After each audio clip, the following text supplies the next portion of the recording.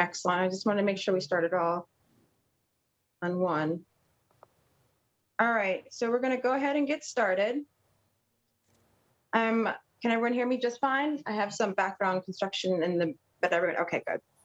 All right, so good morning, everyone. My name is Lydia Edwards. This is a hearing on docket 0353, a citizen petition entitled Petition for Eversource Substation East Boston, a non-binding public opinion question pursuant to GLC 53, Section 18A. This matter is a communication from Eneida Tavares, who is the chair of the Board of Boston Election Commissioners and was referred to the committee on February 24, 2021. This docket is a citizen's petition, and it was initiated by, I believe, 10 active, wonderful people in East Boston, presented to the Elections Department.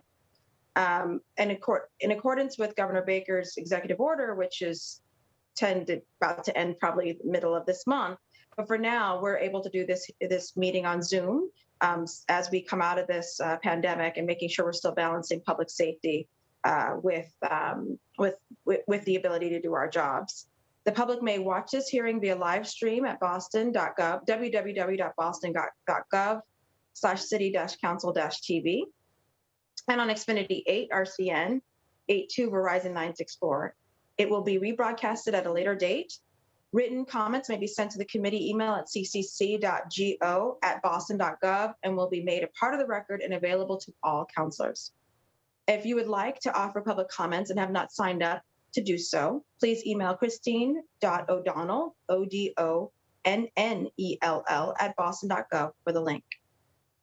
If this docket is approved by the City Council and Mayor, it would place a non-binding public opinion question on the ballot for the next municipal election, which would be this year.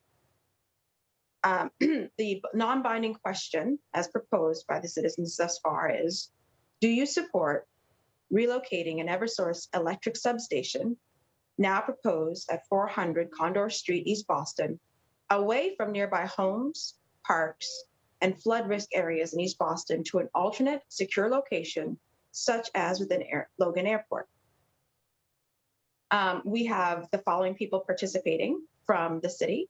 As I mentioned before, Commissioner Eneida Tavares, Boston Elections Department, I believe in Chief Mariama White Hammond, who is the environmental chief for the city of Boston. And we will be hearing, of course, testimony from the public, including those who signed and initiated this petition. I'm going to, and I believe we've been joined by Councillor Mejia as one of my colleagues, as my other colleagues may be joining as well. And I just wanted to, before I do my opening remarks, I want to go ahead and turn it over to Councillor Mejia for any opening remarks that she may have. And then I'll let the administration say hello, and then I'm going to say hello and kick it off with some questions. So Councillor Mejia. Hi, yes, good morning all. I'm here for all of it and looking forward to this hearing and in support of it. So I'm going to be listening in and chiming in as needed. So thank you, Councillor Edwards, for hosting, and all the advocates who have been fighting for this all along. Thank you. Thank you. Commissioner Tavares? Good morning. I apologize for the technical difficulties earlier. So thank you for holding the session today. As you mentioned, my name is Eneida Tavares. I'm the chair of the Board of Election Commissioners. I'm here to answer any administrative questions concerning the placement of a non-binding public advisory question on the November 2nd, 2021 municipal ballot. As you mentioned, this question started here in our department. We received a petition with 10 signed by 10 registered voters of the city of Boston. We then certified those signatures, and it was transmitted to the city clerk's office and to the governing body for approval. So here we are. Thank you so much. And Chief Mariama, do you have any opening comments, or go ahead?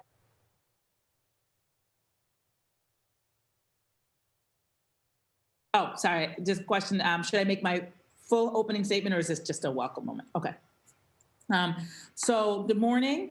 I am grateful to be with folks this morning on this first day of June, the beginning of Pride Month, and want to take a few moments to reiterate the position of Mayor Janey and our office in relation to this matter.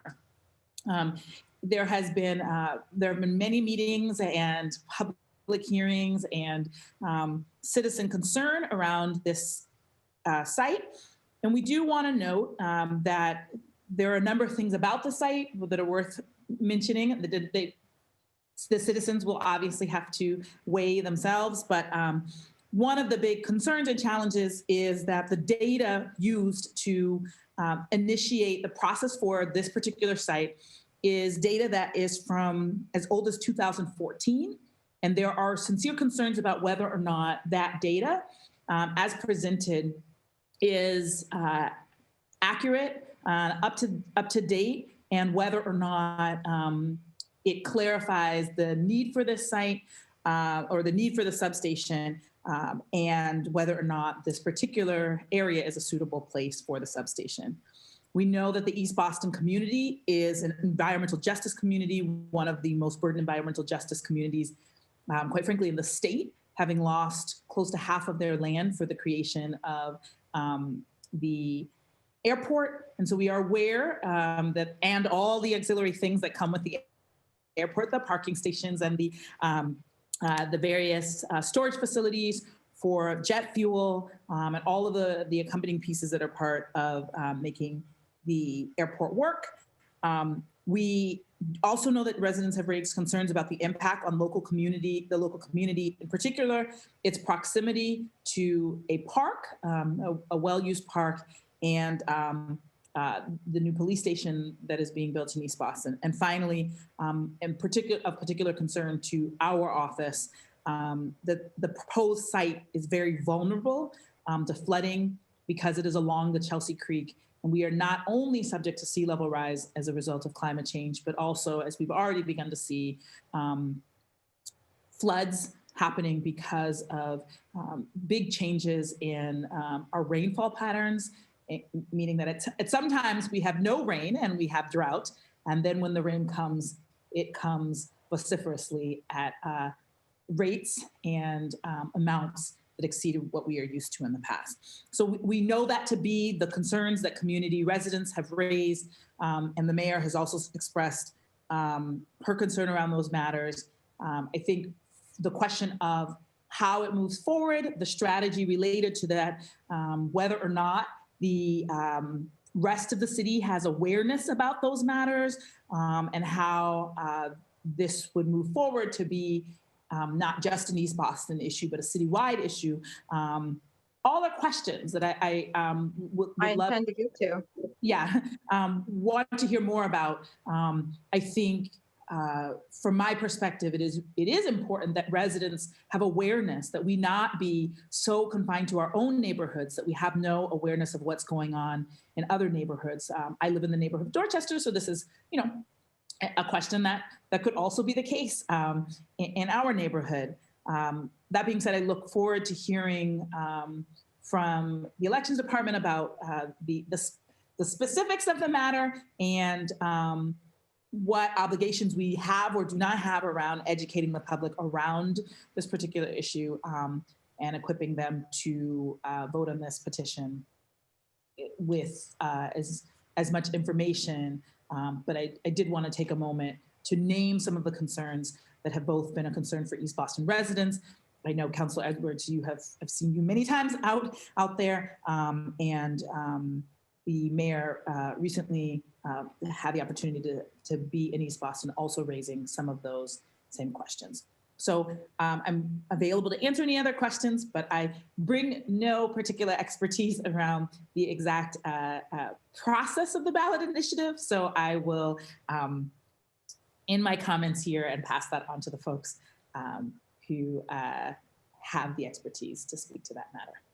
So just let me do two quick questions to Commissioner Tavares.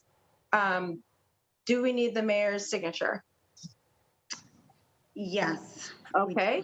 And then to the chief, will the mayor be supportive of this ballot initiative? I have not yet asked because I did not know Those are the- those are the- who needed her signature. Yep.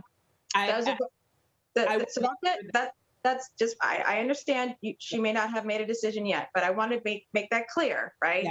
So we have, yes, we need, so for those people watching, again, I'm going to give some more background.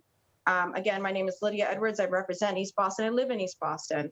And I am proudly against the substation and have been and ran against it.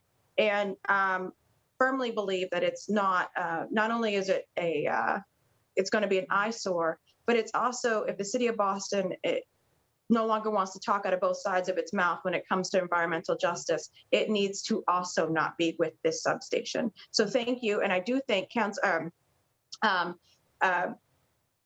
so sorry, Commissioner, Chief, Jesus, I'm so sorry. I'm so sorry. Chief, I just want to call you by your first name, but because I know you like that, but Chief, she has a title. She's incredible. I want to thank you so much for your solidarity. Before you were the chief, right? You had been at the hearings against this substation. I don't want to put you out there and put out your business, but your heart has been there. So I wanted people to know that. And she has been part of one of the biggest movements for my environmental justice, especially in communities of color. So Chief, your heart, we know, is with us. We know, and I think that, Acting Mayor Janey came out to East Boston. She saw the site herself. And so I thank you both for your support. But we're going to want her to ultimately sign this to get it on the ballot. So I will have that conversation with her. I am learning along with everyone else how this process works. So and leave it to folks from East Boston to be leading this. It's one of the first times this has happened. So I'm proud of, again, I'm just so honored to represent the folks. So before I go into some background, and then we're going to go to those folks, I want to acknowledge Councillor Flynn is here on the phone. He won't be able to participate until he gets present, I think, before a computer. And then I know Councillor Campbell has joined us. Councillor Campbell, are you on? Yes. Yes, hi, Councilor Edwards. Did you want to say anything real quick? I'm here to support you, of course, the residents of East Boston. So listening in to be as supportive as I can before I hop to the next Zoom. So thank you for scheduling this hearing in a timely manner. Thank you. So just some quick background so folks understand. Eversource Energy is proposing to construct and operate a new transmission substation facility located on the Chelsea Creek waterfront on Condor and East Eagle Street in East Boston. The substation has been overwhelmingly opposed by elected officials, residents, and experts, as it would result in a concentration of potentially dangerous and unnecessary infrastructure, obstruction of neighborhood access to open space in the waterfront, and an increased risk, we believe, firmly to the neighborhoods and climate resiliency.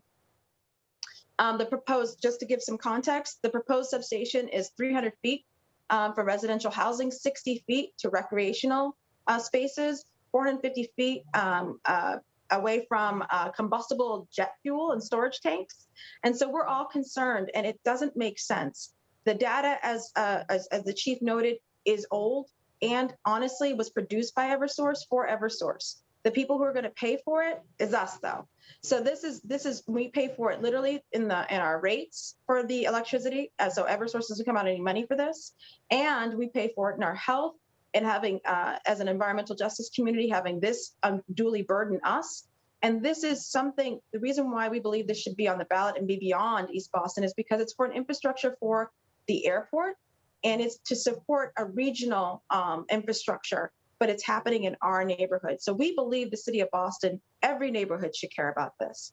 This is how they divide and conquer, by siloing us so that we have many fights over the pipeline here, or over the trees over there, or over the substation over there. And as residents, we continually think about it as something over there.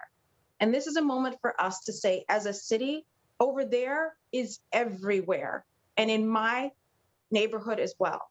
So if they're hurting in East Boston, I could just as easily be up next to deal with the same kind of unjust, antiquated, fossil fuel infrastructure that we all know we need to move away from.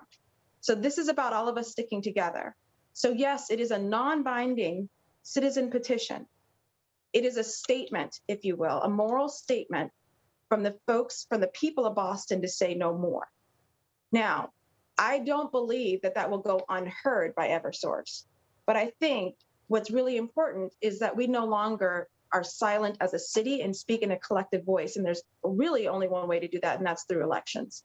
So we're today going to hear from those folks who have pushed for this initiative, this ballot initiative, hear about the fight that they're in. Then we're also going to work on the language because they have a proposed question, and we'll go back and forth about those questions and how it could be posed.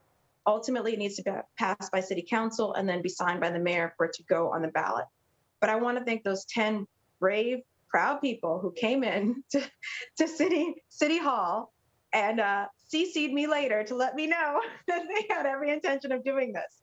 I love it because that's, if anything, I feel like I have an empowered, engaged, and active community. And that's nothing to be ashamed of. If anything, that's beautiful that you guys, we all carry the burden, we all carry it forward because we all want to breathe clean air and have an environmentally just community. So thank you so much for your leadership. I just wanted to also give some quick other notes.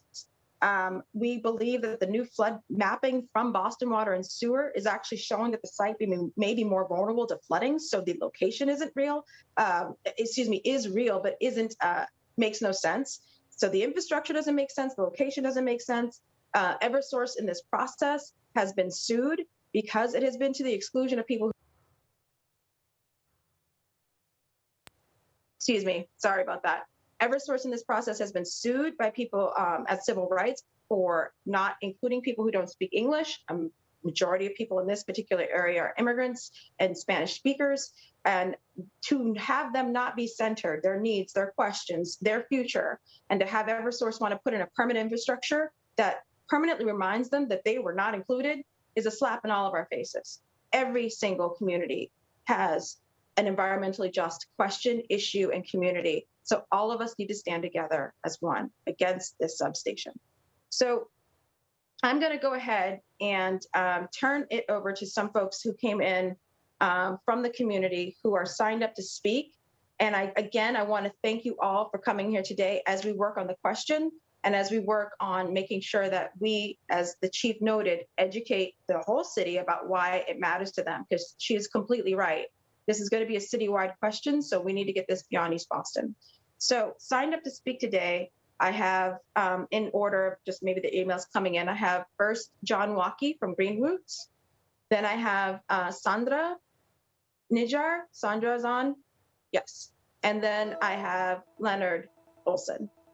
There's other people, but I just did the first three. So we're going to go ahead and go to John Waukee. Great. Thank you very much, Councilor. And thank you to all the city councilors, to Reverend Chief, and everybody else that has been so supportive over this time with this campaign. My name is John Waukee. I'm the Waterfront Initiative Coordinator for Green Roots, but I'm also an East Boston resident at 63 Putnam Street on Eagle Hill, just up the street from the site of the substation. And for the past 10 years, so longer than I've been at Green Roots, for the past 10 years, the particular windmill I've been tilting at has been Eversource.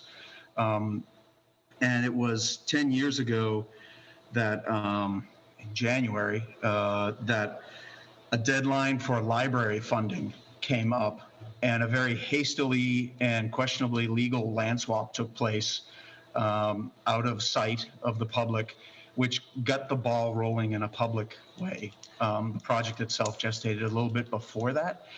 And as has already been mentioned, there's a number of really good reasons to oppose this project in terms of coastal resiliency, electrical grid infrastructure investments, all the way to EJ concerns in terms of an already overburdened community taking on more. But the thing that really makes this issue, I think, emblematic and really salient for people from Mattapan to East Boston, from Dorchester to Allston Brighton, was the process that occurred.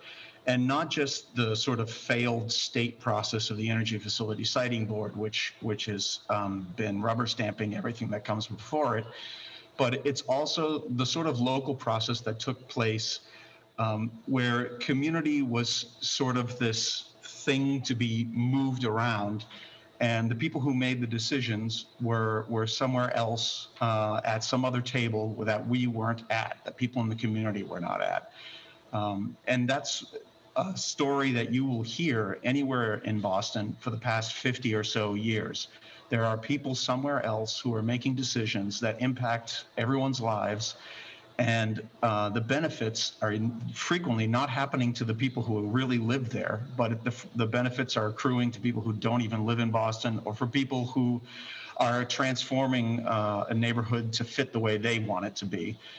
And for the residents, we just are cut out of that process again and again. And this whole thing with Eversource was just another one of an example of that. And so while there are very particular things for East Boston to be concerned about, I think getting to the point that Councilor Edwards just mentioned, this really is a pertinent issue for everybody because of how it came about. And I'm very glad to see that the City Council and a lot of the sort of discussion going on in our current mayoral races and things, people are talking about participatory budgeting. People are talking about getting the community engaged in their government. And this is a real example of it. I think the community has come up with some good ideas in terms of where this thing could be put, and not just in a facetious way, but in a snarky way, but practical way, that this could be located somewhere else, which would not be a risk to people and still provide what is the purported benefits of it. But at the very least, there needs to be an airing and a very clear discussion of what this is about. And this referendum question helps set that table.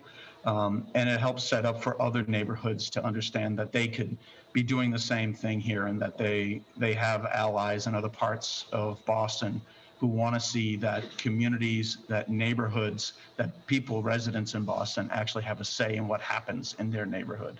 And so for that reason, I'm supporting this referendum, and I thank Frank O'Brien, Heather O'Brien, many of the people you'll be hearing today who were Sandra, Leo, who've all been instrumental in getting this thing forward. Thank you very much. Thank you, John. Going on to Sandra, then Leonard, then Heather O'Brien.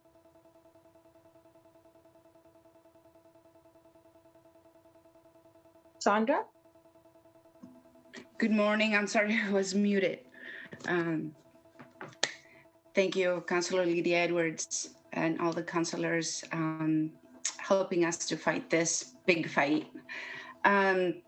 My name is Sandra Aleman-Niger, and as I have expressed many times before in multiple meetings, I am against the installation of the Eversource electrical plant to be stationed in my neighborhood of East Boston,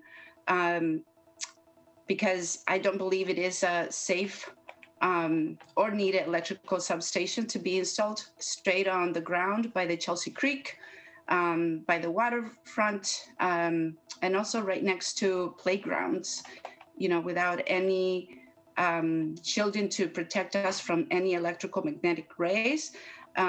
This non-binding question on the ballot would be very helpful for us to have an opinion and to have a say on what is brought into our neighborhood. And obviously this electrical plant, it's something we don't want, and we appreciate that you are bringing this to the table and allowing us to participate in having an opinion.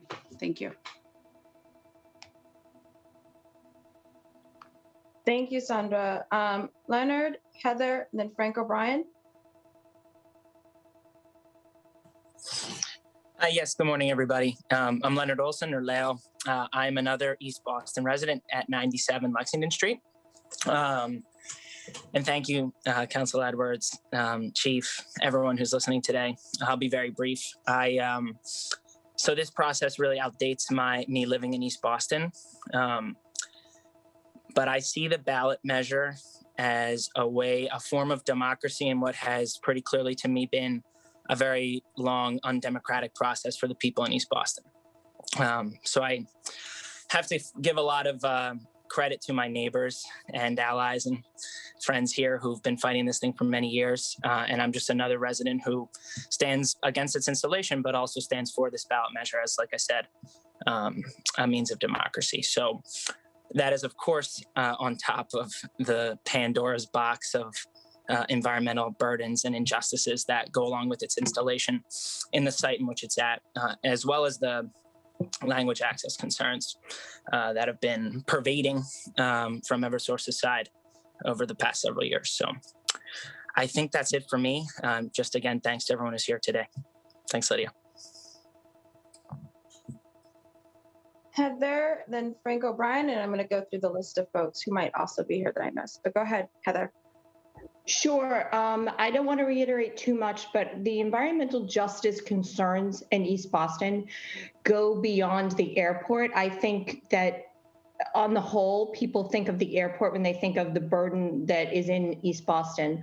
But East Boston also has the majority of the home heating fuel stored for the entire region, all of the jet fuel stored. We have less open space, less trees, more air pollution. We have more traffic per square area going through East Boston. We have subways, we have highways, we have trucking routes to truck all that fuel all over the place, and we have the shipping channels. We have very little open space.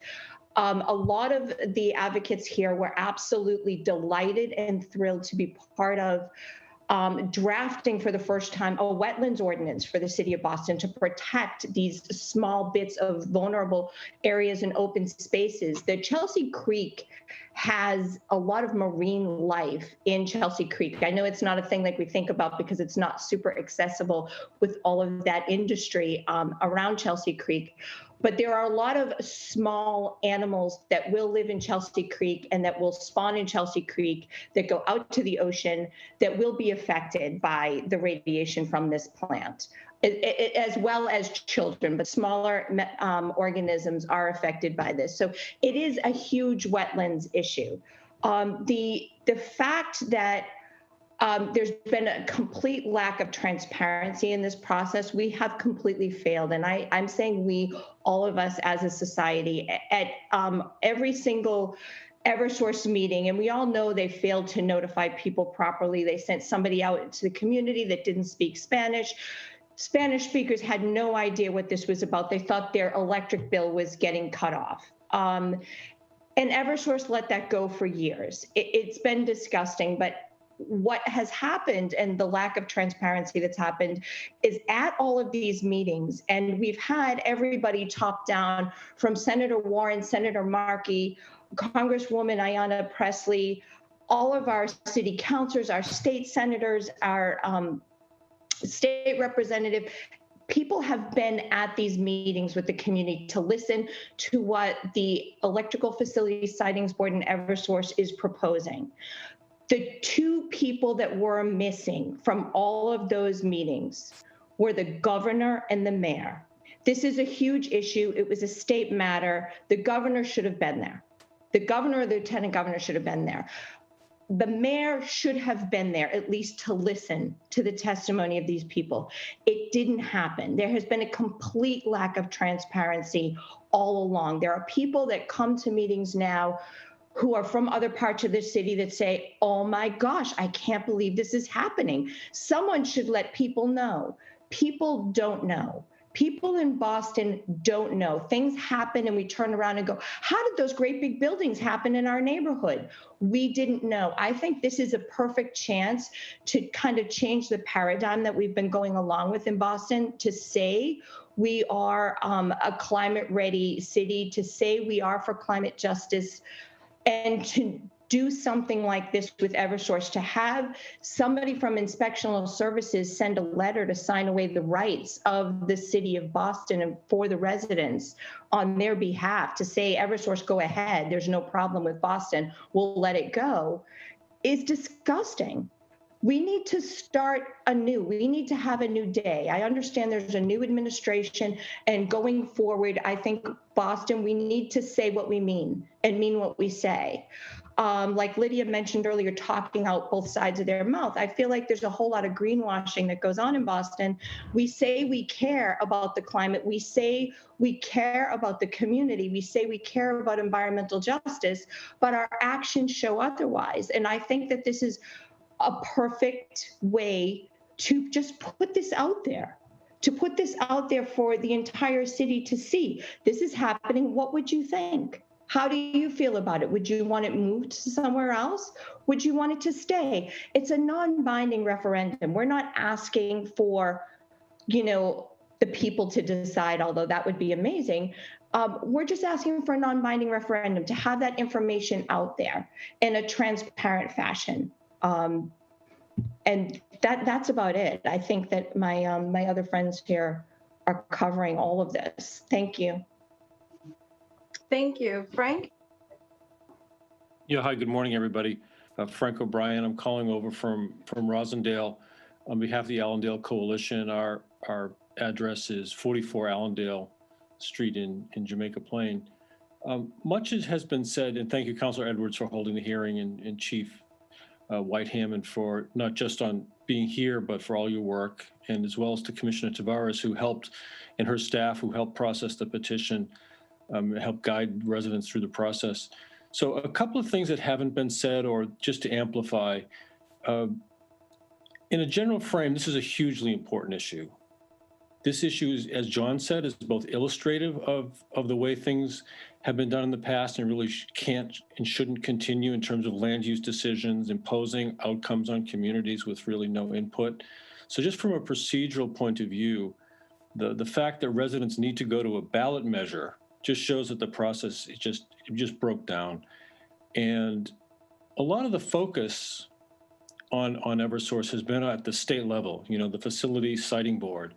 But there's a huge city of Boston connection here that my friends and neighbors have brought out. But just to fill in a few bits of, and part of the intent of the ballot measure is to bring that to light. And Mayor Janey did that with her event in East Boston, which was really encouraging for us. There's a couple of benchmark things that the city did and didn't do under the prior administration, and then the one before that, that really just I'll very briefly run through them because they inform the discussion about why the ballot measure is necessary. So the first one was the land swap that John mentioned that was done without any public review, and it allowed for the creation of a great library over in East Boston, but it cited in the proposal for the substation right next to a longstanding East Boston business as well as sensitive resources, and that set in motion kind of where we are today. After the Channel Fish raised very legitimate concerns about the location, there was a second land swap, and what happened was where a soccer field had been promised and planned for the community, that site suddenly became the site for the substation. So what happened was a series of behind closed doors decisions, which ultimately ended up a soccer field was displaced, and in a flood risk zone, a non-water dependent substation was located. So that sort of series of planning decisions was with no community review or input at all. The second had to, and Heather mentioned this, was the city's waiver of rights. Now, rights are hard fought. You don't just sort of waive public rights to review, but yet that's what happened by a letter from then Inspectional Services Commissioner Buddy Christopher to Eversource saying the city is okay, and the city lost a significant lever of review by that waiver, and that waiver was done without any public discussion. And then the third thing, there was the land swap, then there was the waiver, and then the third thing that was of concern had to do with the Conservation Commission's approval of this project. And a lot of people, myself and a whole bunch of others citywide, Conservation Law Foundation, Mass Audubon, you name it, all the way down to groups like at Port Norfolk, that's, Tinian Beach is very much at risk, all these inland neighborhoods, which is why there's an important nexus here, put a lot of time and work into getting the wetlands ordinance passed with two key elements. which were additive, right? It was an environmental justice component and it was a climate change component, both individually and cumulatively. And the commission, appointed by Mayor Walsh, was very well within its powers to deny the permit. Yet, although it did defer for a while, and this was all COVID, right? It did defer for a while to the public process that had started and then was stopped and then resumed with a hearing over it, originally scheduled at East Boston High School, and then held virtually by Councilor Edwards. When the process resumed, basically, Conservation Commission put up its hands and said, well, there's nothing we can do. As much as we would like to stop it, very disingenuous, I would say. And the four at-large candidates, then at-large councilors at the time, plus Councilor Edwards, all signed a letter saying this is well within your powers. And you know, under the theory that legislators who pass bills know what the bill is about, and it's the construction that they put on it, for the Conservation Commission to substitute its judgment and to say we can't do anything, you know, our position was that the Conservation Commission should have stood up for natural resources, should have stood up for the residents of East Boston. And if Eversource didn't like it, Eversource has attorneys. They're very capable of going across the street and up the hill to Suffolk Superior Court and testing the proposition. But that didn't happen. So there was the land swap, there was the waiver, and then there's a Conservation Commission. So this is very important citywide. We're, you know, committed out this way to help bring the word out and explain it. And finally, in closing, I want to thank the neighbors from Nubian Square who gave us this idea in the first place. I well remember going past Nubian Notion. That was like one of the great landmarks with Ben Dudley. And the neighbors in Nubian said, you know, we're going to take matters into our own hands. It's a citizens' democracy. And so we used their work as a template. And so we're very appreciative of that and look forward to carrying this forward in the weeks and months ahead. Thank you. Thank you very much for that background and helping us to understand, you know, kind of how the process did break down. And I couldn't have said it better, Frank, that the fact that we're responding with a non-binding public resolution so that they're very clear. No one can say that there's an inconclusive result or that the community is torn. We want to be very clear, not just East Boston, but the entire city of Boston says no to this substation. I also appreciate you bringing up the Concom. And again, one of the levers that was created by, I think Councilor Wu just came on to the, I think, Councilor Wu, are you on? Councilor Wu just came on. Yes, and I just wanted to note that was one of the levers that she helped to create. And we actually, you are correct that Councilor Wu, Councilor Sabi George, Councilor Flaherty, myself, and Councilor Mejia, we did all sign on to push the Concom to be the Concom. And here we are. So Councilor Wu, we're going to go into the question after you speak, but I don't know if you wanted to just kind of, you know, say a couple words. I am also about to enter a dead spot on the J-way, so I Darn it. Darn it. in 1 second, but I will just say that I'm here a very long time. And, oh, can you hear me? Yep. Okay. And I just want to especially thank the new administration for coming out in support as well. It makes a big difference. There's a huge cost to inaction. There's a huge cost to delay. We saw that with the passage of the wetlands ordinance, that if we had passed this earlier, if the regulations had been promulgated already, we would have been in a different spot with this very situation we're talking about. So we're trying to make up lost time in some ways, but grateful for to have leadership aligned now, and eager to make sure we're doing whatever we can using every tool in our toolbox. Thank you. Thank you. So I think that, well, I appreciate that. I know she's going in a dead zone. So what I wanted to do now, because the rest of this conversation, unless there's other folks here for public testimony that I missed, I think I see Kanan. Oh, Brian Gannon is also here. I see you, Brent.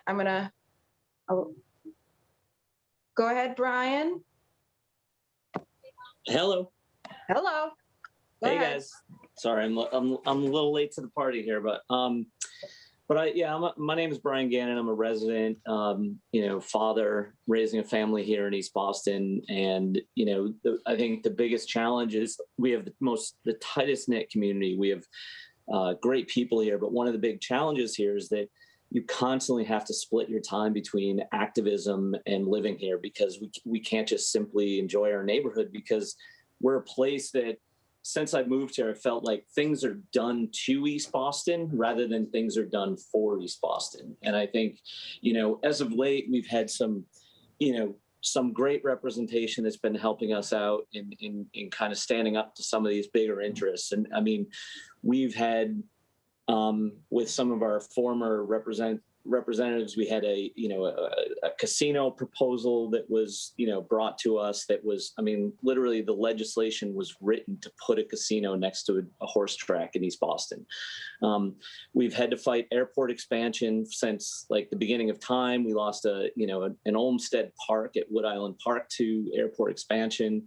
More recently, they're expanding Terminal E and lifted a parking freeze that was put on the airport to minimize the traffic that's coming through here. We have tanks along the Chelsea Creek, and now this Eversource station. And I think, this is a really great opportunity for our representation to really show that they're, looking out for our interest as opposed to the interests of big business or others. And so I'm really thrilled to hear that there's the opportunity for a referendum where our voices can be heard. I really hope that this referendum could be citywide. We ran into this challenge before with the casino, and it was really designed to be just in our neighborhood in order to kind of get that approved. And the voices were loud enough here to say, you know what, maybe we aren't really ready for something like that. So, but I'd like to see the referendum go citywide, and I'd like to see our legislators and city councilors and mayor, I'd like to see everybody behind us in support of this, because this is a real opportunity to show that East Boston matters, and that you can be here for us and in the fight with us, instead of this constant battle that we have here. So, but thanks for listening to me, and I look forward to seeing this referendum happen. So, thank you. Thank you, Brian. Kanan? Thank you, Councillor Edwards. It's good to be here listening to all this, and I'm really, really hopeful hearing all these wonderful voices speaking for environmental justice across the city. Thank you, Reverend Mariama. Chief White Hammond, I know you as Reverend Mariama, so keep using that term, but I feel like your very appointment to the position of Chief of Environment, Energy, and Open Spaces is an indication of a new day for the city, being the EJ person that you are. So I appreciate your point about EJ being a concern across the city, not just in East Boston. And thank you, Councillor Edwards, for making that point as well, because that is used to separate people from each other, even though the fights are all the same. So I'm really glad that on this particular issue, we're coming together across the city. And this ballot measure is making that even more possible. I appreciate that. So I just want to make a couple of points there on Councillor Wu's point about there are tools in our toolbox that we should be using. The local wetlands ordinance was first proposed in 2013, and it was signed by Mayor Walsh in December of 2019. So that's a 6-year period. And as Councillor Wu just said, the regulations haven't been promulgated yet. That is completely within the power of the city to do and to expedite. So when the council passes a resolution, that means it should be effective immediately, meaning the reason for it to be passed is that it is something that we want yesterday, right? Ideally. So how do we figure out a way in the city where such urgently recognized resolutions and ordinances are passed with utmost speed? That's something that we need to figure out, because the Concom said repeatedly, we wish we could consider the spirit of the local wetlands ordinance, but we can't because the regulations haven't promulgated yet. For many of us, those terms were the first time we're hearing that. We thought, oh, the ordinance is passed, great. But no, not quite. Well, the city has to figure out how exactly to implement that. So, and that makes sense. That makes complete sense. But how long will that take? And that's along the lines of many other ordinances, good ones that the city has passed, that is really built upon great values and good for the city and in terms of justice, environmental and other forms of justice across the board. So I'm really curious to know how we as a city figure out how to implement ordinances really, really quickly. And the other point I wanted to make is, we are often put in this position of having to fight things that we think are bad for the community, for the city, for people, especially for the marginalized and underserved, right? How can we get ahead of this and start fighting for things that are good? And how do we keep an extractive and an exploitative system from constantly figuring out things that we're always put in a position of having to fight against? And how, as we people, everybody I hear here on this call has been one in their voice in terms of how we need to do everything we can for environmental justice. So how do we figure out a way where we come up with a solution? We say, this is the need for East Boston. These are the energy needs for East Boston. The community is underserved in many ways. And it's a climate justice and an environmental justice community. How do we figure out the energy solutions for this growing, changing community in a way that's resilient and that's just? How do we as a city work on that? And so that we are not put in this position, as I said, of reacting to a proposal that someone else comes up with based in their own systems of status quo, right? That's a question I have in my mind. That's for all of us. How can we get ahead of this and start fighting for the good things that we think will be community sensitive and climate smart? Thank you. Well put, Kanan. I'm so glad you are here, and I'm so glad you acknowledge that if we don't build the tools that we create, if we don't actually exercise them, then a lot of this can be for naught. And it is all of our, as Heather, you noted, it's a collective we of who didn't do right, and it's a collective we who's got to fix this as well. So, thank you. I want to go now to the actual language of the question, and make sure that we're clear on the actual proposed. This would be the ballot question that goes to the people of Boston, and I wonder if we should think about clarifying some points. And I'm not married either way. This is not a criticism. This is the permanent question we're going to work on right now. And I don't know if people have it in front of them. I'll just go ahead and read it very quickly so that everyone can hear it and make sure that we're all on the same pointer language. So right now, the language says, do you support relocating an Eversource electric substation now proposed at 400 Condor Street away from nearby homes, parks, and flood risk areas to an alternate secure location such as within Logan Airport? So that's the question. Basically move from one to the other. So some feedback I've gotten is if we wanted to make it less about just East Boston, maybe we should take the word East Boston out and then just simply have it be, do you support either relocating it to Logan Airport, which might be more of a general conversation because, well, Logan Airport is something everyone kind of understands, they all benefit from. That's one suggestion. Also, maybe describing it a little bit more. So an Eversource electric substation, it's an Eversource high voltage. So we should be clear. It's like 20, it's not a little itty bitty thing. We should call it a high voltage, 2,700 square feet or something like that. It's not a tiny thing. It's massive infrastructure.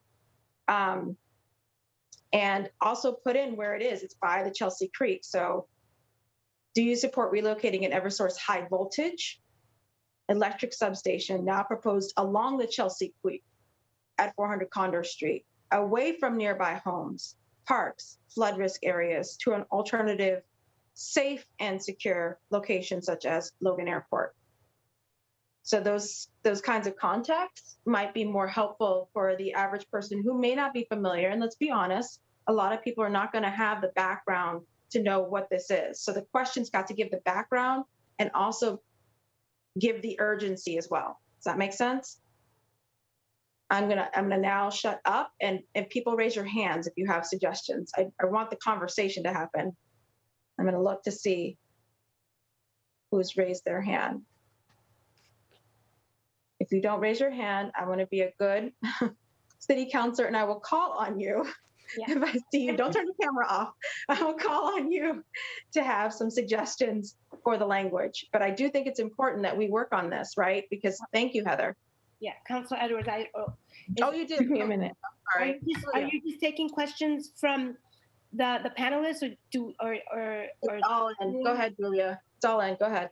Okay, so I think I really do appreciate the specificity in terms of the how we write this. I'm also thinking about the translation and interpretation and making sure that it's culturally competent, because not all things translate easily. And I think I always talk about the fact that, my mom did not complete 3rd grade, and so she struggles with reading and writing, and complex language already is challenging for people who have had interrupted education.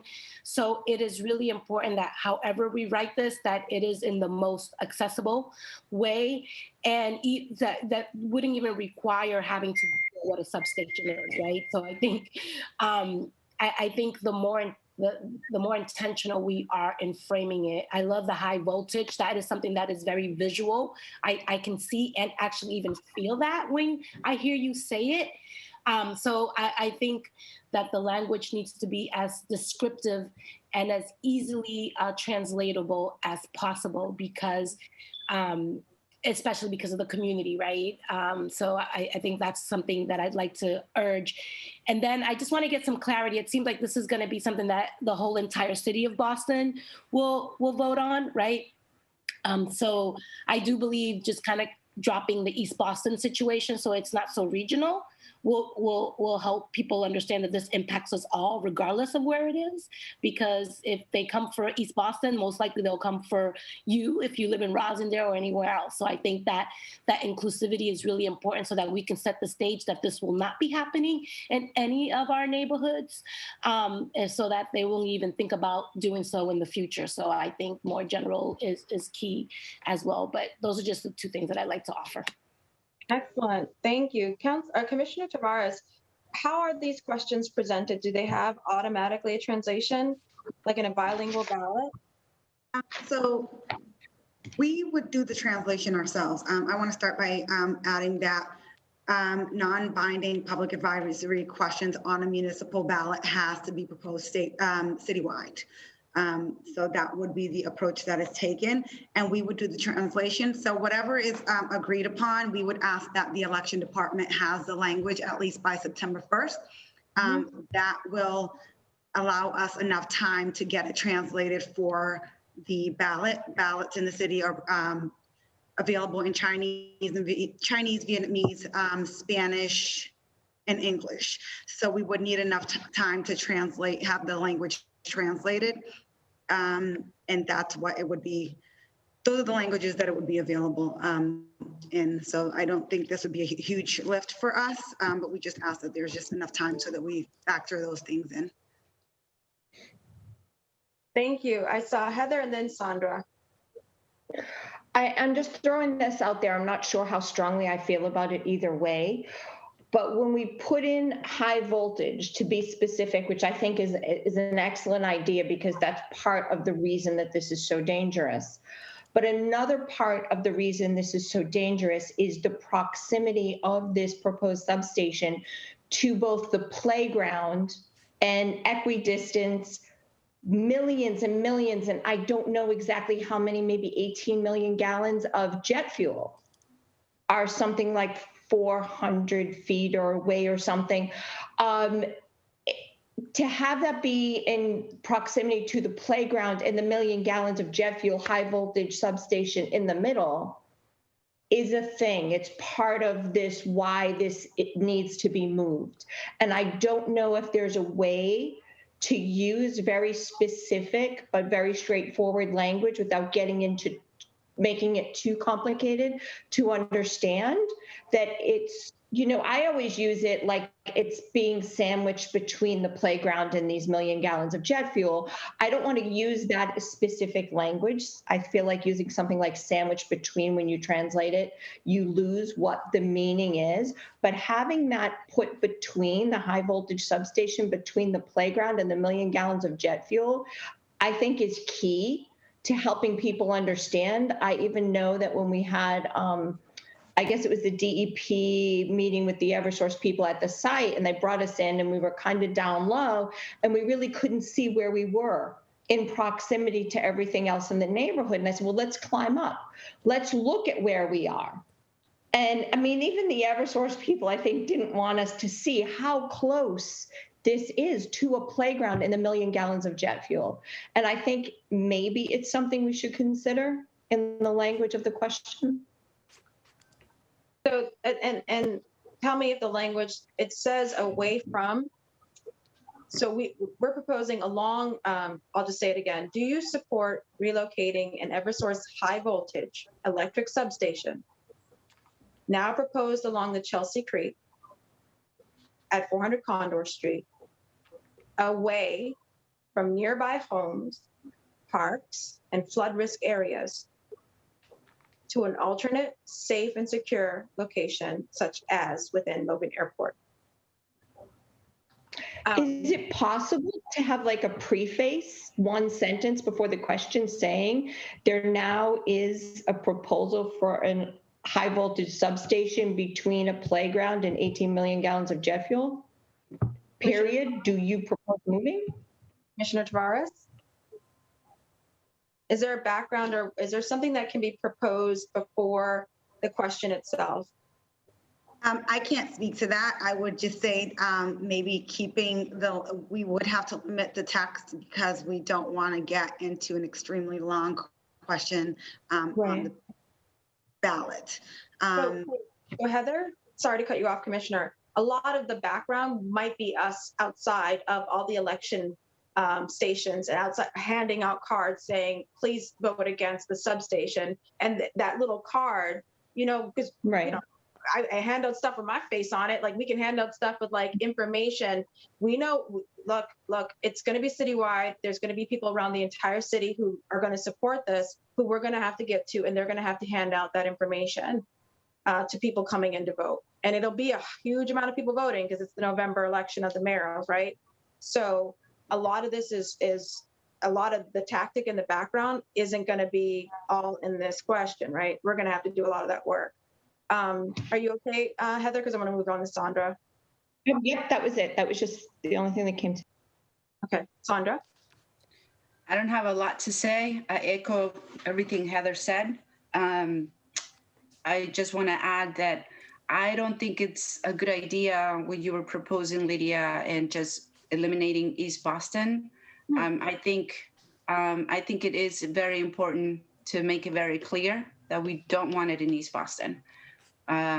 We have been fighting this for so long, and I worry that if we just leave it open and just saying, airport, to just send it in that direction, and given the other descriptions, which are very important too, I worry that that's not going to be that informative, especially to our neighbors. And the other thing I wanted to suggest is Arabic. I know you are including a lot of languages in there, and I really appreciate that. But I think Arabic is also very important to add. We have a lot of families that speak Arabic in our community. Thank you for both. Commissioner, is there a standard for what languages get used? We only have the legal authority to translate ballots in languages that I listed. We cannot translate any further than what we already do. However, it's not to say that either the proponents or opponents couldn't send out their information in multiple languages. Okay, thank you. We'll get it translated and then over those concentration. I know that that's happened in Haitian Creole as well, which wasn't one of the languages, but we'll need as well. Are there any other suggestions on the specific language? Kanan? Thank you, Councilor Edwards. So I do like the idea of saying, of in the question itself, maybe just saying Boston as opposed to East Boston, because we don't want this kind of unjust infrastructure anywhere in the city. We don't want it anywhere in the city. But I also like Heather's idea of putting maybe one statement before the question itself that says, this is what's being proposed in East Boston. So that will let people know that the proposal is in an EJ neighborhood, right? They will have the background. And then the question is, do we want to allow this anywhere in Boston? And they can answer that. So that to me sounds like a way to address what Heather brought up and also addressing what Sandra brought up. That's great. I do wonder this though. Now, put yourself in the average voter's position. They've thought about who they're going to vote for on the mayor. They've thought about who they're going to vote for on the charter amendment. You know, fingers crossed that's also on the ballot. They've thought about all these things like that. Now here comes this question.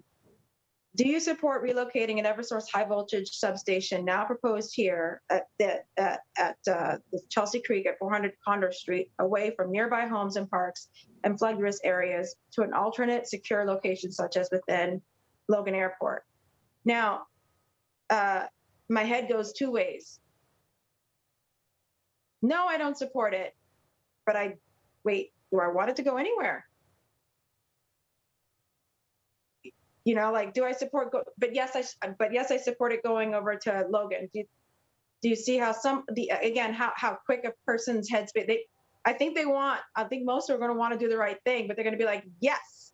Wait, no, I don't support it. Wait, yes. So I'm wondering if there might be unintended confusion because we are all in this in our headspace. John, you raised your hand. Yeah, that was exactly what I was thinking of, because so much of outside of ballot language and things, the public messaging has been say no to this project. So now a question comes up on this and we're telling people, no, say yes on this question. Yeah. Well, I thought you wanted me to say no, you know, and that's just somebody who has heard about it because they're on a listserv about climate related stuff or something like that.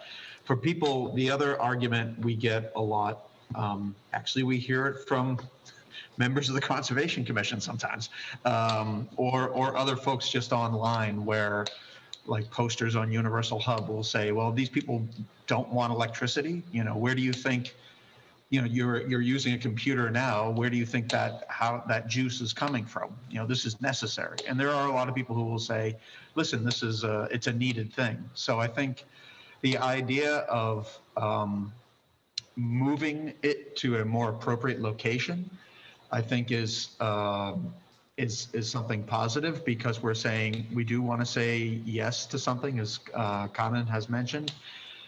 The question is this going to be confusing to say we are saying yes to moving it, but we're saying no to the project? And in general, at a theoretical level, we'd like to not see any of this white elephant infrastructure being constructed in Boston as a whole.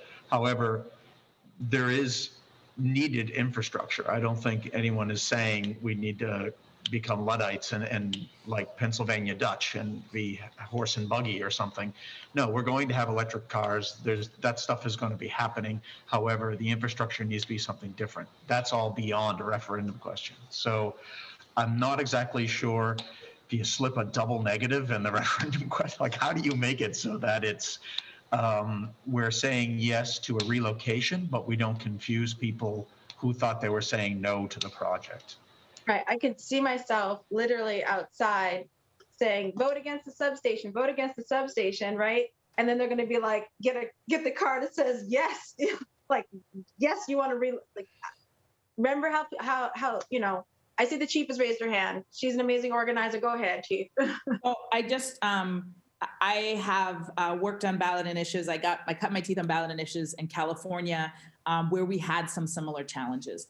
And you have to be sure you're going to have consistent messaging, because we worked on a ballot initiative where people said, I voted no, and they were supposed to vote yes, but they thought they were voting in support of what we did. So I think you just need to be extremely clear. You'll need to choose the name of your campaign to clarify what it is that you want to do. I will say, and you can look at the data, when generally, if you want people to be clear that you don't want something, then you should choose something that orients towards no. And if you want people to vote for something, you choose something that orients towards yes. I understand the complexity of you're saying no to and yes to, but I just want to be very clear. I have lived through real experiences where people have walked out thinking that they supported one thing and accidentally supporting another. So I think that is something to think about. I do also want to concur with what John Waukee just said. In this transition away from fossil fuels and towards electrification, there is no way that the city of Boston can afford all substations. We could talk about where they go. We could talk about how they're constructed. Not every neighborhood in the city of Boston is carrying an equal burden. But I think it is disingenuous to tell folks that we won't have to do any shifts in electrical infrastructure, because it just might not be true. Maybe we could be so efficient that we could shift, but I wouldn't want to give people that impression, because I think it would give them a false sense that we can prepare for the climate realities, mitigate everything that's going on, and no tough decisions will need to be made. I think in this case, what we are saying is when those tough decisions have to be made, the same communities should not be asked again and again and again to bear the burden. And I think, the key piece is the work will have to be done to educate the larger Boston community about what's at stake, and no amount of language tweaking can make people clearly informed when they walk into the ballot box, unless the pre-work has been done to make sure that people understand. But I do think you should very clearly think about whether it's yes to something or no from something, and which is your predominant message, because people will often not read clearly and vote based on what they think they are supposed to be doing, saying yes to or no to. And if that's unclear, then what you walk away with is a result that actually may not be an accurate representation of what people wanted, but an accurate representation of our ability to fully process or have paid attention to the matter before arriving at the ballot. And to put it more directly, we could look foolish and have the city vote the exact opposite of what we want. I see a couple more hands popped up. I'm going to put this suggestion to you guys. This is inspired by the chief as well. But what about a sentence that, this may be, I get it if you don't like it, but just here. Should Eversource be able to build a high voltage electric substation in an environmentally just community near homes, parks, and floods rather than at Massport industrial land?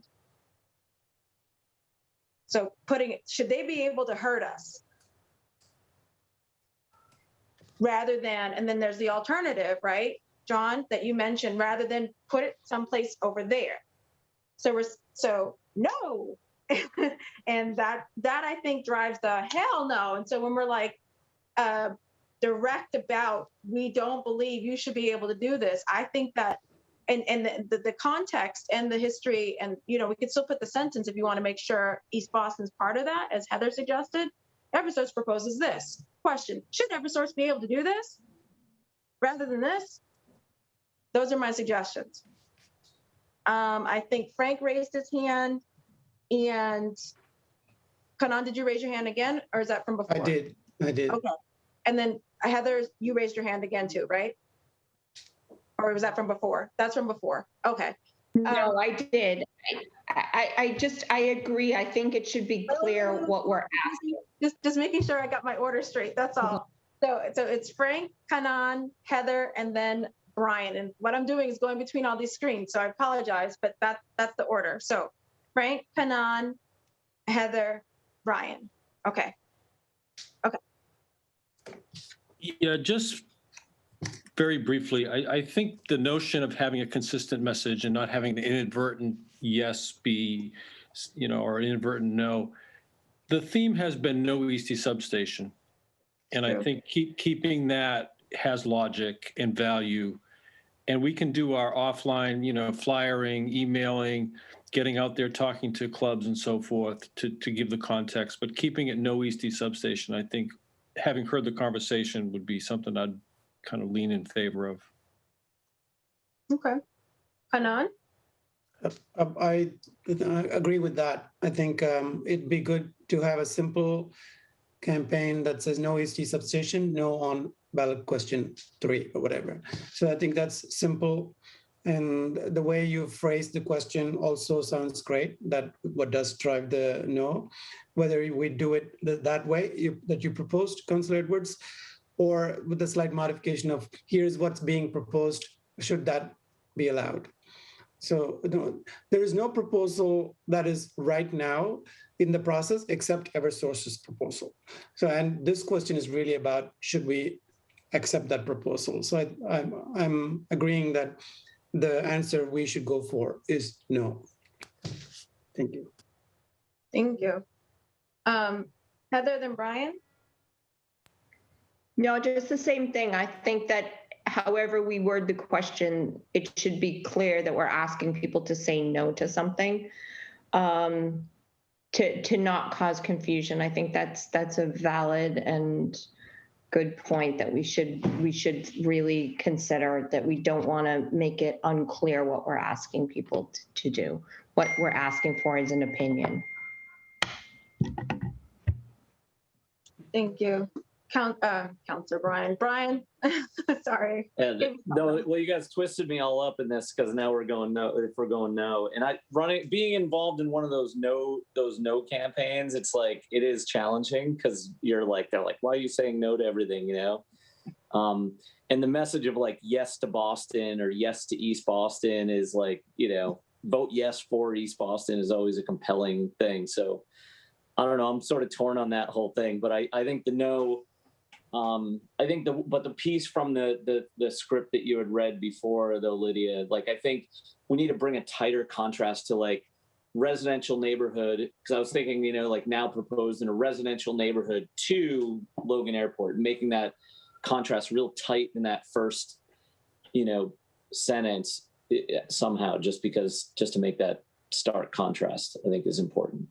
But as far as the vote, yes or no, I don't know. It's always it's a tricky one because you try to anticipate what the Eversource campaign will be. Like they'll be like, vote yes for electricity or vote yes for Boston, or you know what I mean? Like try to anticipate yes for jobs. I don't know. They always pull that one in, but just trying to anticipate what that might be to understand how this language should be. So, but anyways. So what I can do, and I'm gonna check for any more hands. So what so you would, again, reading my kind of initial proposed draft, should Eversource be able to, and we can make that use a formal name, but should Eversource be able to build a high voltage electric substation in a residential, environmental, just community or just residential community, near homes, parks, and flood in a flood zone rather than at. And I use Massport rather than Logan Airport because people are going to be like, how are you going to put remember people think airport, they think runway. So they might be thinking, what? You can't put it on a runway. But if you said Massport, industrial land, they might be more, they might get we understand what it means to be near Logan Airport and how big it is. Someone in another part of the city has no idea what we're saying when we're saying put it on an airport. That's why I thought Massport made more sense. Massport industrial land or something like that. Yeah, the only fear is that they have a lot of land on the waterfront, not at the airport, Okay. Like it could be like Charlestown, South Boston, other neighborhoods. North End. Okay. And I think they have real estate in those places too. So. Okay. Are those other places considered industrial? They may be now in South Boston. Yeah. Who asked the question? Chief Whitehammond, yeah. Yeah, it depends, right? I mean, some are, and some are, they're marine industrial, non-industrial. Massport has residential. Oh, does it have resident? It does. I mean, look at East Boston's waterfront. It's got, so you're right. If we put Massport land, some people would be like, that's where I live. That's where my apartment is. So we want to stick with the airport. How important is it for us to even provide this alternative? I mean, is it worth thinking about if we're just saying no, simply focus on what we're saying no to, as opposed to making sure we provide an alternative location for the substation? I wonder if it makes sense to have an alternative too. If it's no substation, no Eastie substation, then the alternative and the back and forth, let Eversource come with that, offering them suggestions. But I'm acknowledging you guys brought this. I like the contrast of like existing, from residential to existing industrial at Logan Airport. I like that.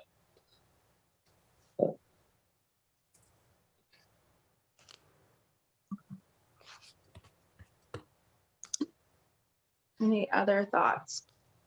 So if I may, it looks like we're okay with kind of putting this centering on whether Eversource should be able to do something or not, and then the context is coming after, rather than do you support a substation being in East Boston by this? Chief, you raised your hand. So, Chief? oh yeah. Then John, did you raise your hand again, or is that from before? That was a second time. Okay, so Chief and John, and then I think I saw Heather, yours went up again. Chief. So one suggestion, if folks really do want to have a yes-oriented theme, one possibility is that, and this would actually broaden it, which is that the environmental justice language and legislation that recently passed at the state be applied to this particular project, removing the ability of Eversource to do X, Y, and Z. Because then you could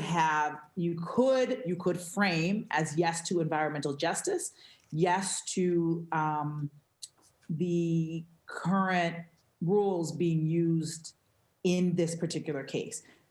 Again, I'm not necessarily saying, I do think no is easier, but I do also note, and it is unfortunate but true that sometimes it's easier to promote ire and anger than it is to inspire hopefulness. But I always wish that we could be doing more to inspire hopefulness.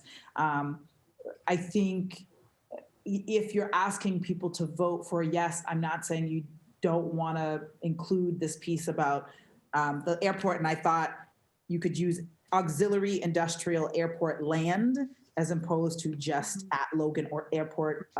But that's a interesting phrase. But I do think if there is a yes, the yes is to environmental justice. And under environmental justice, again, we would not ask the same communities to always bear all the burden. The burden would be more evenly and equally distributed, and that could be what you go for. But I think you need to take substation out, and you need to say an ordinance on environmental justice so that people can say yes to environmental justice with the specifics of this particular project linked in. But again, I think no matter what, the key is people have to know what they're voting for, or for what they're voting for or against, and that will be really key. But it is worth noting that if you make an act around environmental justice, it certainly makes it challenging to say no to environmental justice. Thank you, Chief. John, then Heather. I'd say I'm all about the ire. I'd go for the low-hanging fruit on the no, and also I feel like the EJ bill was hard fought and won, and it's a great bill, but it's also one of these things a little bit like the wetlands ordinance, where it hasn't rolled out entirely, so we don't know exactly what its impact is going to be on a project such as the substation.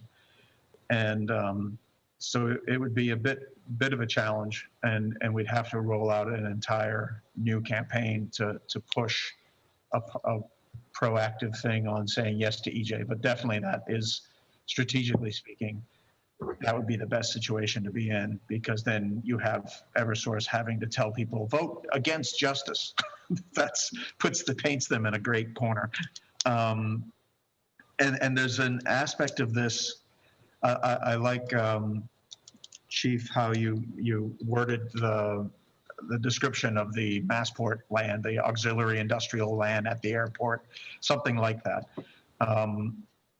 And ultimately, there's a part of this that I still sort of feel, I think that wording of it all is good, and a lot of the burden in terms of messaging shouldn't be in the ballot question. It needs to be on us doing the legwork between now and November to let people understand what this is about. And I think part of it is about, and I don't know if there's some way to incorporate it, slightly hint at it in the question, but just the idea that the community should have a say in what goes into their neighborhood, because that's where we have a conversation point with somebody in Dorchester, in Alston Brighton, in Mattapan, wherever, that this is emblematic of the problems that we all encounter, whether it's a substation, whether it's a bus terminal, private bus terminal, or whether it's, a huge luxury condo development, whatever it happens to be, there should be some community input. And this is one example of it. And do you, support us in that? Then you would say no to this imposition. And the idea is that people should have a say.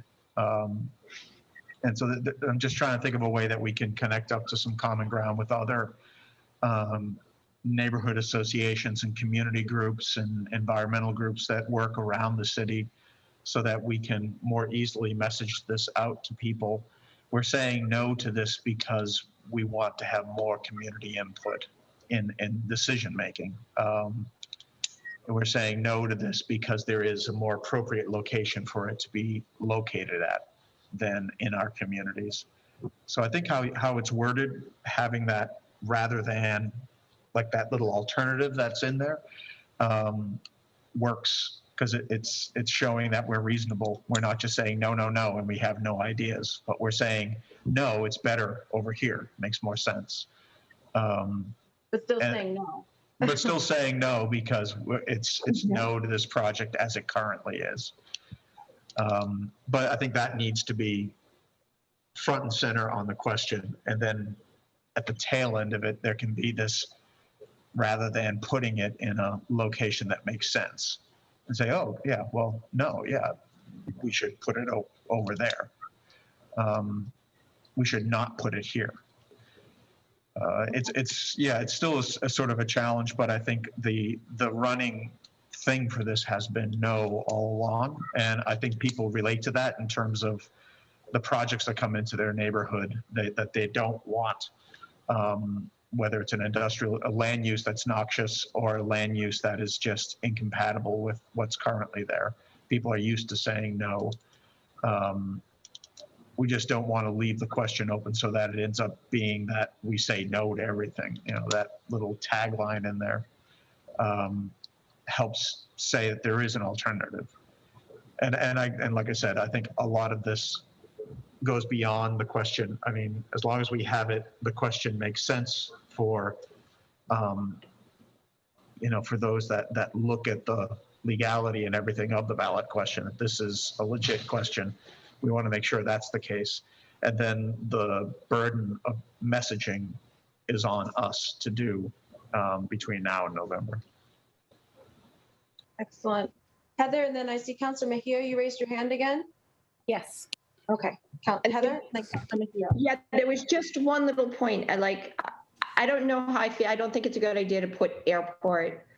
I think Massport or like Massport, but also maybe just specifying non-residential, like secure industrial residential, something like that, that it's not going to be in somebody's neighborhood next to the playground, you know, behind their house.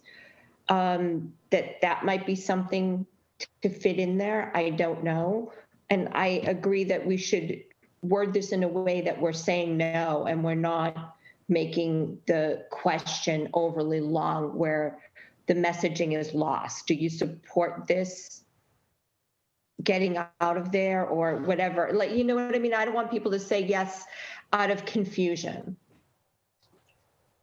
Yep, I got you. Yeah, that. Councilor Mejia and then Kanan. Yeah, I wanted to go back to an earlier point that Sandra made in regards to the translation, and I really do appreciate, you know, the fact that the way the city law is written up, it's, you know, the top percentage of languages, but I do think that there is an opportunity to think about our residents who are Arabic speaking and what exceptions can be made to ensure that everyone has access to the information in the languages that are in the highest percentage, like in East Boston and other places. I just feel like it might sound like a little bit of extra work, and I know nobody needs that during this big, crazy election cycle that we're about to have, but I do think that, you know, in the sense of making sure that everybody is able to access the information, I'm just curious what can be done, maybe even if it's during the outreach and the campaign side of things, where we have literature that is translated in multiple languages, including Arabic. That might be a way to resolve that issue. But I do think there's something to be said about the fact that this is going to be impacting East residents.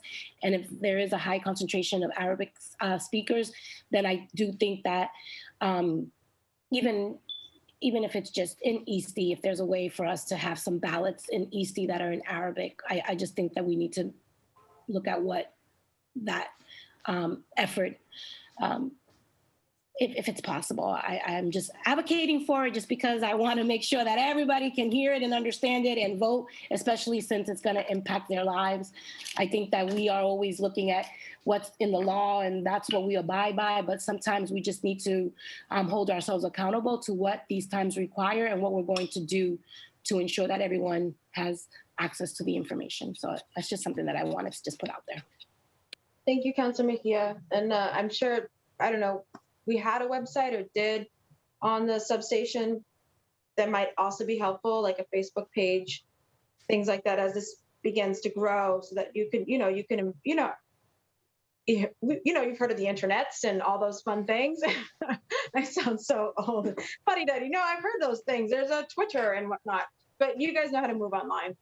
You don't need my advice on that. Come on. Yeah, the internets. Yes, we've heard of those. I do want to support Councilor Mejia's point about being sensitive to community needs, even if they are not ubiquitous across the city. And the city does operate under regulations that are citywide. So it's hard to make adjustments that are specific to certain communities, but we may have to just do that in order to be morally upstanding as a city. You know, if East Boston had been a town unto itself, it would have been right up there with Chelsea in terms of its COVID impact. And that also translates to resources, support, and all those things. But we're a neighborhood of the city of Boston, so our numbers get diluted in the city. So in some ways, you kind of get punished for not being a town, right? So it is important to pay attention to neighborhood and community needs and community AMI and things like that when it comes to how we calculate affordable housing. If we want to be morally upstanding as a city, pay attention to the needs of the community. But on going back to the ballot question, I wonder how many people actually read the question fully. And most people who go all the way down the ballot to where the questions are and answer the question one way or the other have been exposed to the campaign from one side or the other before, and they're the ones who answer, I think. Very few people go down to parts of the ballot that they're not already familiar with. So I wonder if we could put everything we want in the question, but if we just keep it as simple as and it's no EC substation, that's been the campaign so far. So we want you to say no on this ballot question. And that's the simple campaign message I think that we can go for to avoid confusion that we've talked about already. But anything about alternatives and all of those can be in the question, and it doesn't matter. Mainly because I don't think people are going to read the entire question and then say, okay, because the question reads this way, I'm going to vote. I think that's going to be very few people realistically. Thank you. Thank you. So we can continue to have the conversation about the question. I don't want to belabor it too much by because you want to kick off and eventually be moving on the question itself, get it to the mayor for her to sign, and then get it out the door. We do have until November, and I know it's a minimum 35 days before. Obviously, we would not wait that long. So what I would suggest is the folks who initiated this, who pushed for this and got it there, we have a lot on the table. I'd love to hear back from you, like through your formal channels of email, about your thoughts on some final language. We could schedule a working session. I will do my best to put it in the evening time. I want you to know this was hard to get this one. Now we're in the middle of budget season, and we have 3 or 4 Zooms a day. So this was a begging Councillor Bach and other folks to allow for us to kind of jump in. So we got this time, but I will do my best to try and get an evening working session so that we have finalizing the language in almost a celebratory moment, like here, we did this moment, and so we can get that done, okay? Then that goes to the mayor for her to sign, get it on the ballot, okay? So unless there's any other suggestions about the language or thoughts, I'm gonna go ahead and end today's hearing. Thank you so much. Thank you so much, East Boston. So. Councilor Edwards? Yes. Sorry, I put my hand up. I don't know if you see it because of the Zoom screens. And I also see Commissioner Tavares has her hand up too. Oh my goodness. Yeah, well, no, I'll just be quick. I was doing a lot of listening and want to thank you again for your leadership and for hosting the hearing, including during budget, but also the residents as well. I was mainly listening in because I appreciated the comments at the beginning and what we've been hearing too around just the lack of transparency and community process and how this can show up in every neighborhood and has around a whole host of projects, and how this solution could be one solution in a toolkit of tools that residents could use to respond to when process has frankly broken down or hasn't existed at all. So I really appreciate the advocacy of the residents. Talk about bottom-up approach. And you know, I took my legal hat off, frankly, as you guys are talking through the language. But one of the things I did want to say is usually simple is better, particularly when you get out there and you're campaigning around it. But also to, you know, for a future state, when this actually passes the council, gets signed and ends up on the ballot, we have incredible infrastructure from the CPA campaign, from other ballot questions that already exist of people who are ready, I think, to mobilize around something else of significance and meaning. Of course, not only in the context of Eastie, but also how this shows up and affects the entire city. So looking forward to continue the conversation around how we all mobilize that infrastructure, particularly district councilors with their respective districts, but also citywide, of course, that was used in the past around some very meaningful ballot questions. And given the short time frame, of course, and just all the issues that will be that will come up, I think that infrastructure is critical. So thank you for hosting the hearing. And of course, thank you to your residents. Thank you to Commissioner, and thank you to our chief as well. Thank you so much, Councilor Campbell. Sorry again, flipping through the screens. No problem. Thank you. Thank you for coming and staying. Commissioner Tavares. Thank you, Councilor Campbell. And just to echo what she said, simple language is best. I just want to keep in mind that we do have to translate this. And if we can keep this ballot to a one-pager, it would be ideal.